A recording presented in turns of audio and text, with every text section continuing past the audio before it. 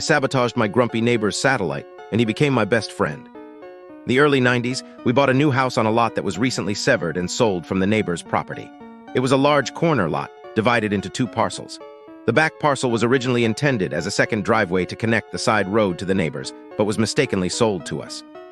Our neighbor, a known grumpy old guy, insisted that this back parcel was his property and was never intended to be sold. He and his lawyer messed up. He would often stand there, right in front of our bedroom windows to kinda mark his property. Trying to have a reasonable conversation with him was impossible. I repeatedly told him that I had the deed and that the property line wasn't going to change. His wife was rarely seen as she had limited mobility and spent most of her time watching TV connected to a C-band satellite dish. At the time, I was working in wireless and had access to test equipment. To find a way to keep the neighbor occupied and hopefully give us some peace, I decided to generate interference that would jam his satellite signal. I set it up on a timer so their signal would cut out 10 minutes before the hour and come back 10 minutes after, meaning they would consistently miss the beginnings and ends of their TV programs. After I checked Unfollow or Finder and saw his name wasn't following me anymore, I felt that something was definitely off. This definitely kept him busy trying to figure out what was wrong.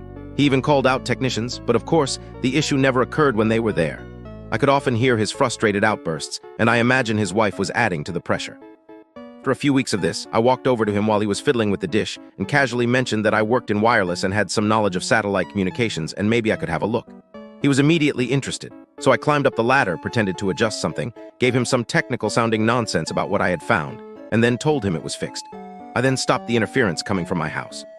A few days later, he came over to thank me profusely, saying I had fixed it when no one else could. From that day forward, he was the friendliest neighbor and never mentioned the contested piece of land again.